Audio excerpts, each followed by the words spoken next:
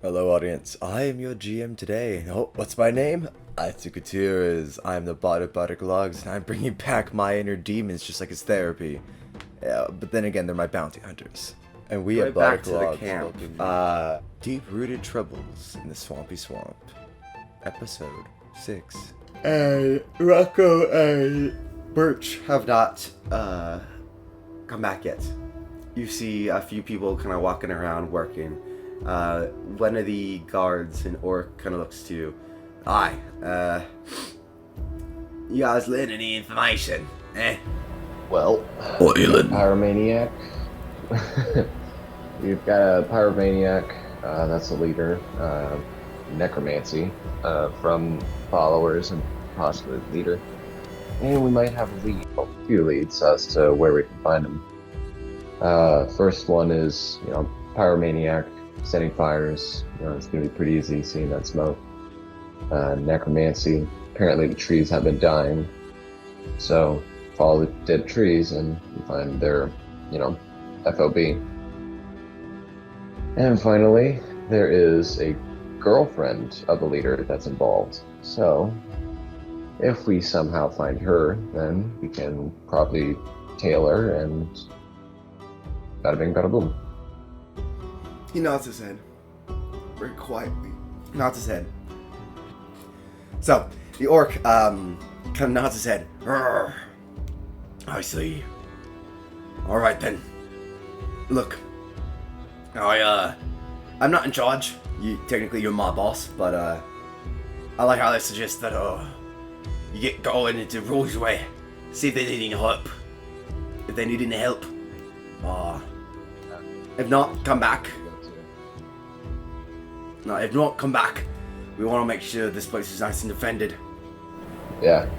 Well, Roseway is where we need to go to probably find them. They said, based on our info, that they were near Roseway. So, hopefully we can meet up with Rocco and Birch and all that. Alright, sounds good. Sounds very good. Well... Definitely won't planning to commit war crimes. Yeah. What's better than handling a blighter in a forest than actively burning down the forest? It can't be a blighter in a forest if there's no fucking forest. They're like cockroaches, bro. Expose them to the light, they start scattering like crazy. Oh my god. Imagine Miss Mabel's face, just for a second before we continue. Imagine the druid's face as she sees you burn down her entire forest. So, we are currently traveling to Roseway. Yep, it is about an hour to about hour and a half travel. And Rocco, you get to the tavern. The big old treant boa Birch turns to you, just like, hey, like I said, I can't really fit inside, so I'll just hang out here. He sits down and kind of just waves to some people in the crowd, and they look not weirded out by him, but confused by him. And so he's like, yeah, I'll just, hang out here. Go ahead and enjoy your drink. I'll let them know, Amleth or Miss Mabel or Corvis know if they come by. Probably just gonna ask around a little bit, and then I'll come back out to hang out with you. Do you drink? Do you drink alcohol? Would you like a beer? Is that? Should I try to get an entire keg with that? I'm not sure how to go about this. I do not drink, as alcohol would kill me, but it's basically like instead of poison for like a plant, it's like, say, like weed killer. Imagine if you just pissed on a single like spot of the ground every day of every week, and eventually it starts going brown. Imagine that. That's kind of how the alcohol affects my roots. Is there anything I could get you from in there? Not really. Just have a good time, be safe, and call me if you need me. I'll break through a window. Okay, I'll be back after I ask her. Okay. And with that, Rocco, as you enter, it's a bit of a old kind of timey western door, kind of, was it like a hinge door? And as you enter, you do get this old-timey saloon with a piano kind of lightly playing, that kind of old school, kind of cowboy western music. And as you enter, the bartender kind of gestures to you. As there's not many patrons in here, you do notice that it's not like the busiest. But there is a few here and there, but it's so not busy that the bartender is actively like, you there, new customer, how can I get you a drink? I strut over to the bar and I reach into my pocket and I pull out 2 silver and I place them down on the counter and slowly slide them forward towards the bartender and say, I need some information about a tiefling. Have you seen any recently? He leans forward. His hand kind of swipes up the silver from the desk as he leans forward. He puts his hand under his chin and is kind of like, looking kind of like that one statue, the man of thought, as he leans on his bar. Yeah, maybe I seen a tiefling or two. Maybe he had that good black hair, silky, long.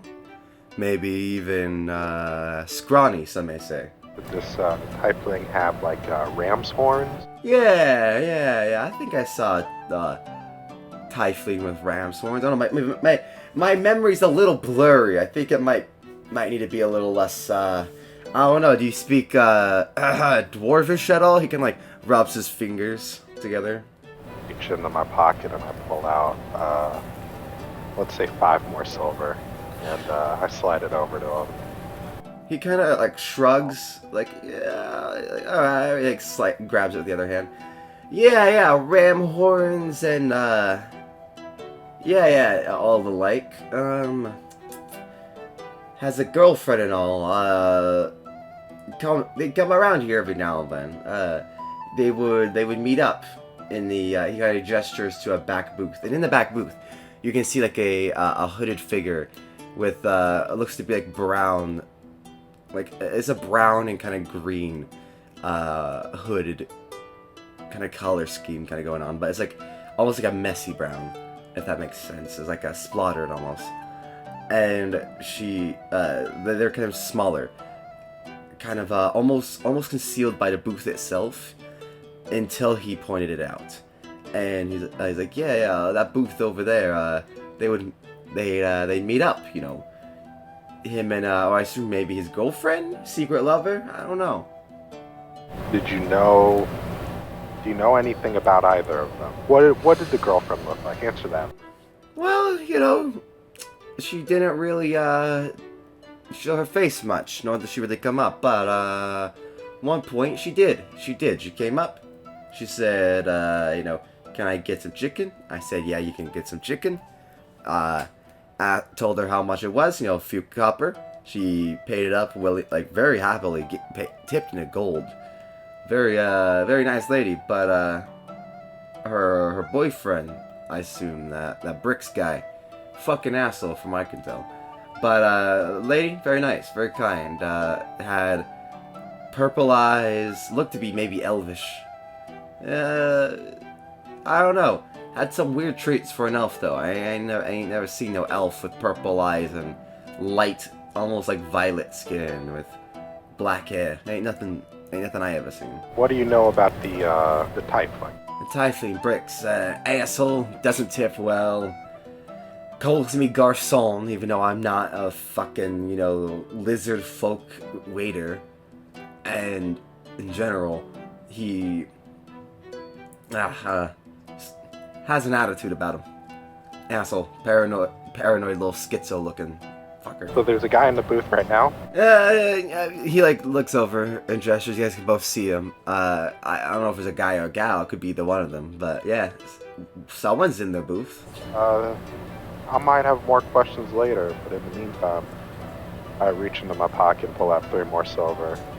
It's been a great help. Yeah, he slides you a little plate, of bread, cheese, a little bit of ham, and some potato. It kind of just chopped up. minced a bit. He's like, yeah, if you maybe want to have a meal as a thank you for your fine tipping. Thank you, sir. I pick up the plate and I walk over to the booth.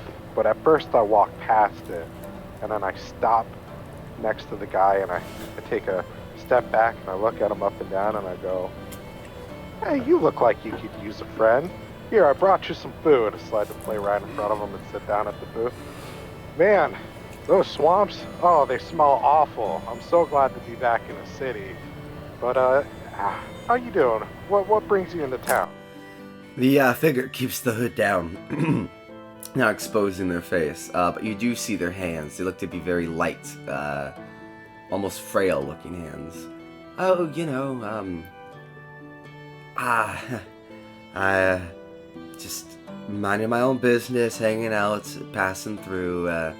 I got some people I have to meet up with, and I gotta go back and report to you. I'm just taking a rest here.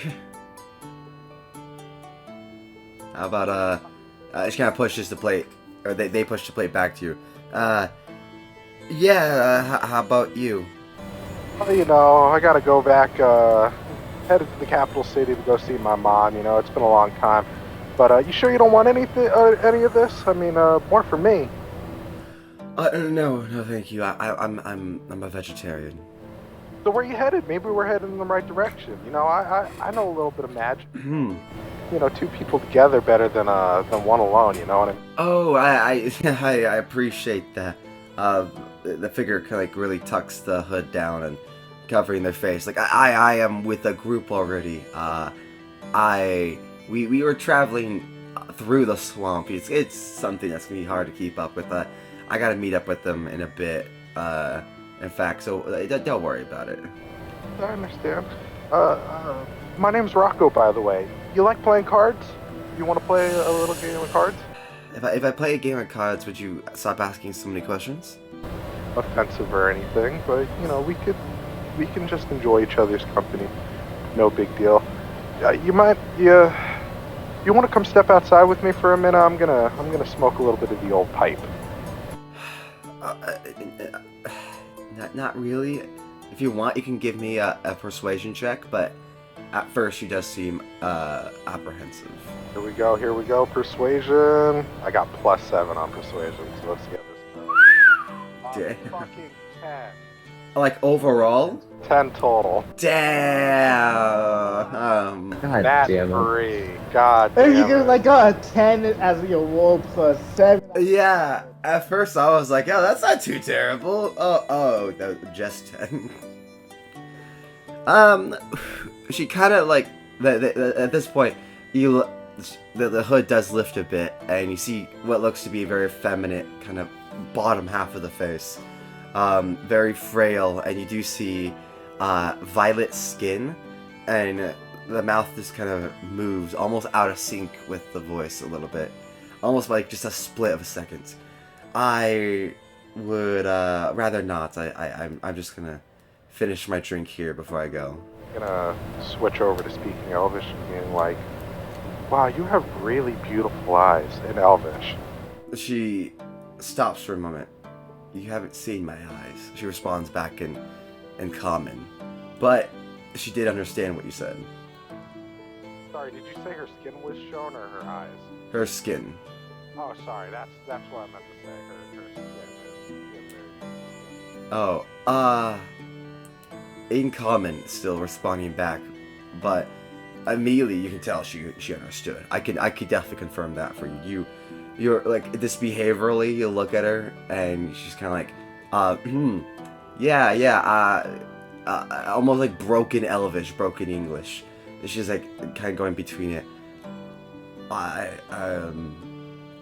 Thank you. My skin is from my mother's side. Do you want to play some cards? I'll wait to smoke the pipe another time. I'll pull out my deck of playing cards and start shuffling them up.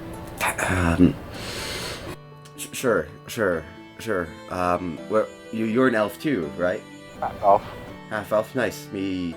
Technically me too. I'm like half and half of both elf, but different kinds of elves. Oh, really? Well, I'm half high elf. What are you? I'm half drow and half high elf. What was it like to have a drow parent? I don't know much about the drow, but the wood elf I used to hang out with kinda didn't make the drow seem too good. You seem like a nice lady though. Don't get me wrong. No, I understand that the drow, they tend to be wicked.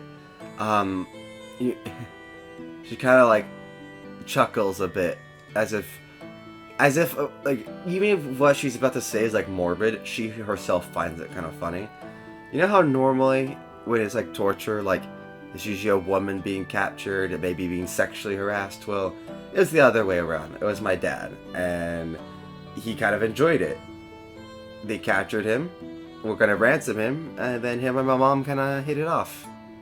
And they didn't ransom him, and he stayed with the drows, and ended up being like this embassy guy. It was interesting. My dad always was a bit of a talker, a bit of a bard at times. But yeah, I don't know. It was weird. My dad wasn't always there. Eventually, he had to go back to the High Elves, and I just grew up with my mom in the Underdark. Underdark.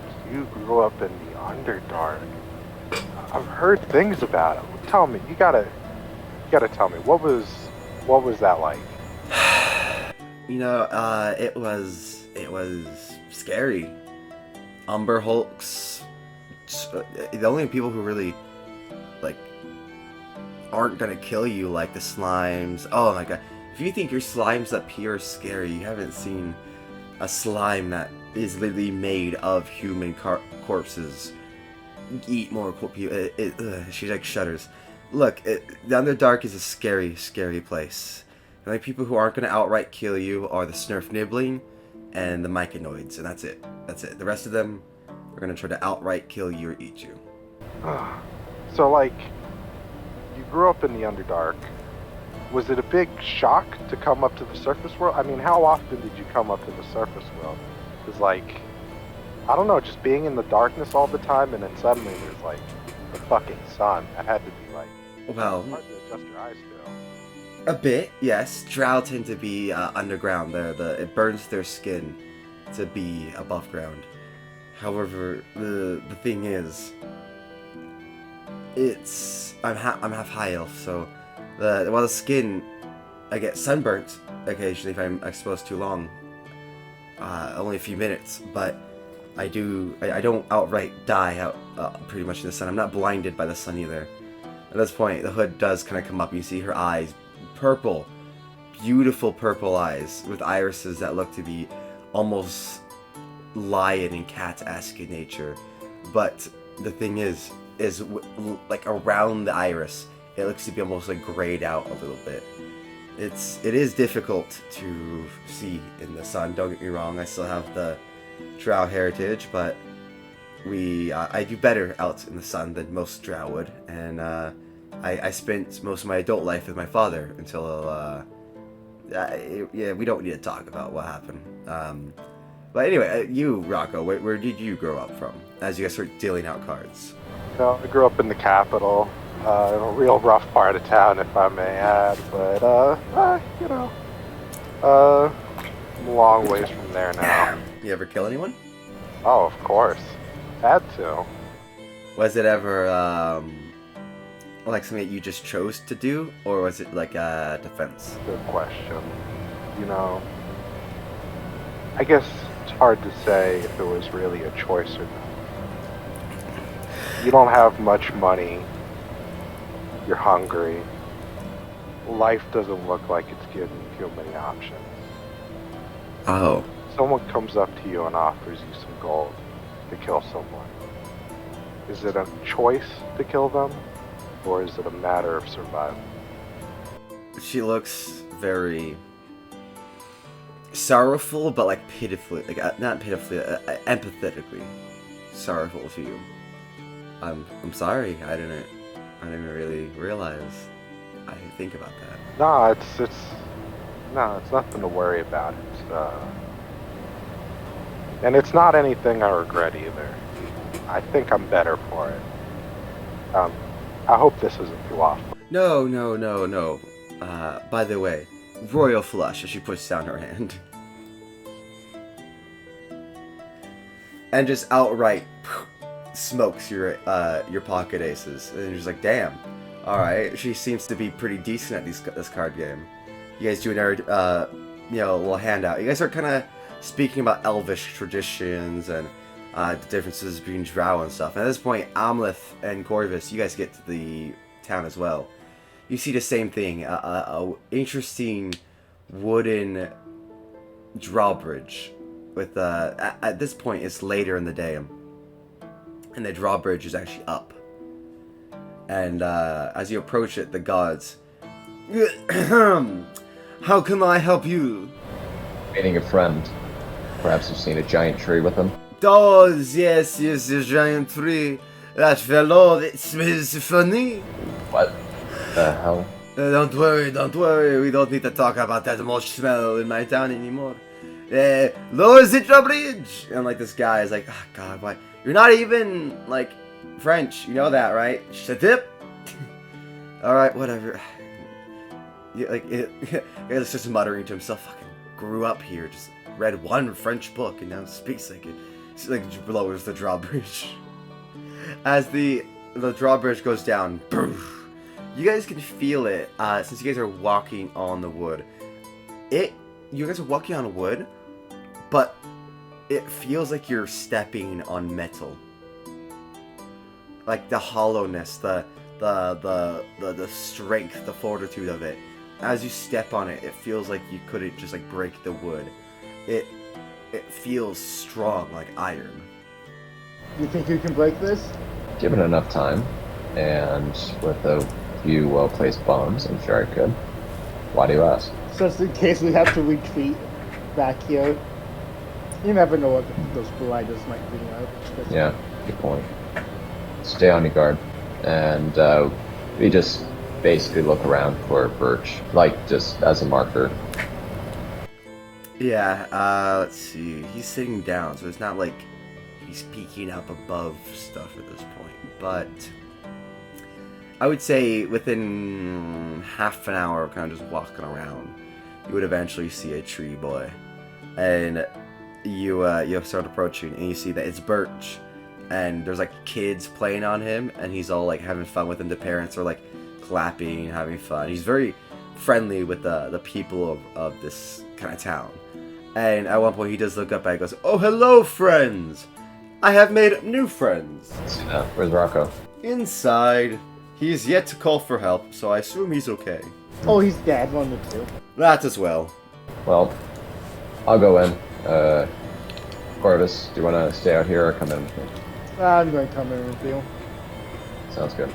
Both seems to be occupied. And Birch, on your guard. Always. He goes and does a little salute, and as a kid fucking flies in the air. Oh shit, catches the kid. Catches the kid. Yeah. Yeetus the fetus. He catches the child, puts it on the ground, and goes, "Oh, my bad." Sounds like a Harry Potter spell. Oh my god. Please, no more abortions in the school. Harry, the Plan B spell is some of the darkest arts, don't you understand? But Professor! But Professor, I'm a right player. Let's get back to the game. You guys enter, and I'll say, at first you don't see him, and you start kind of walking by. But Rocco, you see Amleth and Corvis enter, kind of from the corner of your vision. Hey guys! Hey, these are some guys I met earlier today. They're pretty cool. You mind if they sit with us? She just kind of stutters, but before she could really... I insist. Before she Come on, guys. says anything, Corvis just immediately books it over to Rocco and sits down. Hi. Hello, at this point, like, almost like the movement itself kind of just, like, shifted the hood. Corvis and Amleth, you guys can see, the woman described to you as Lynn. Corvis had a small grin on the way, and his grin immediately turned sockets the moment he saw Lynn's face. Yeah, I'm the only one probably standing just at the side of the table, just like, hi, nice to meet you. Also making sure We that met. he doesn't escape. We met Rocco earlier today. We're actually travelers looking for a nice place to settle finally. Me and my stepbrother here, Corvis. Oh, nice. Roll me deception, all of you. We're gonna see how much she's gonna believe your BS. Skip to the. She better believe my BS. I'm trying. Holy fuck, Corvis. I was gonna I straight have- up. Go ahead. I am persistent with freaking deception. Of course, I'm going to hit roll high. Just gonna drop the gig and just say, so where's Brick, Lynn? Wait, what did you roll? I didn't roll anything, but I can. Okay. Well, I rolled a 16 on deception. I like to imagine she believes Corvis and Amleth are stepbrothers, but she also doesn't believe that you guys aren't there for bricks now.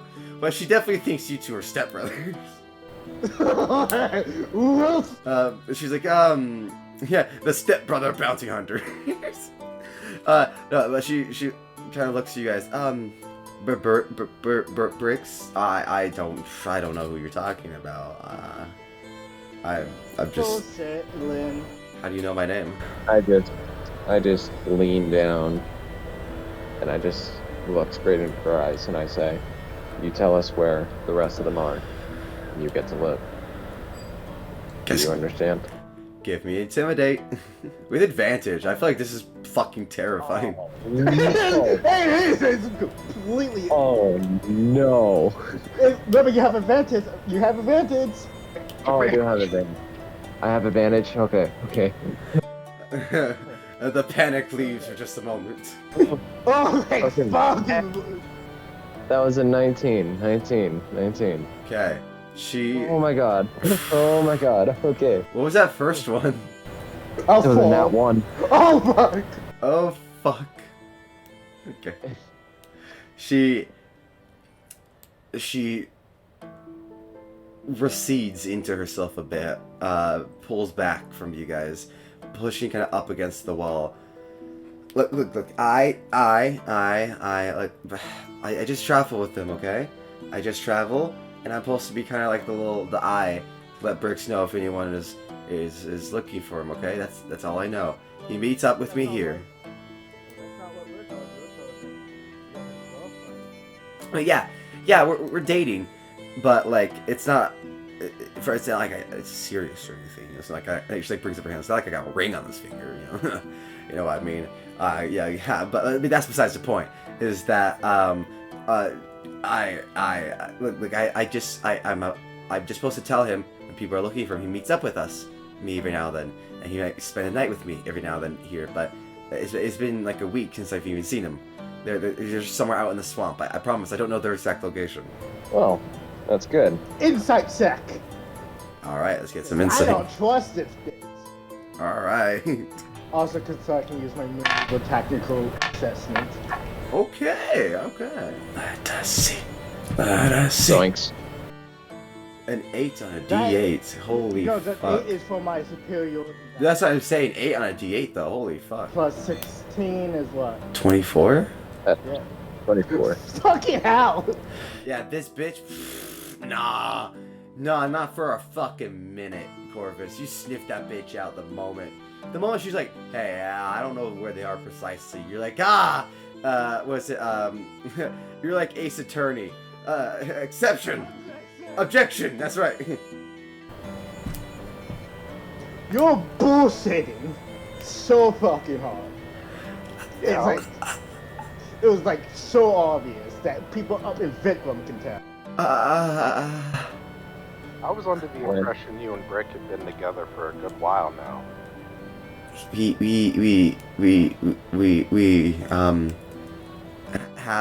have. So you would know where they are. I know where they were. Lynn, come with us. Yeah, well, take us there. Let's go all be good friends.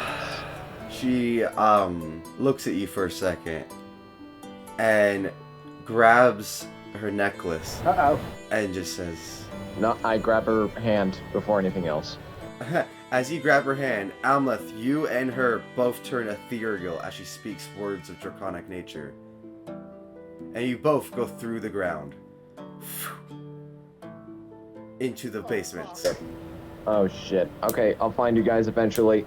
And if you like that video and like to see more content, please drop a like and subscribe to Wolfer28, or give us a follow and a rating on both Spotify and iTunes as Bardic Logs. Thank you very much, and we hope to see you next time.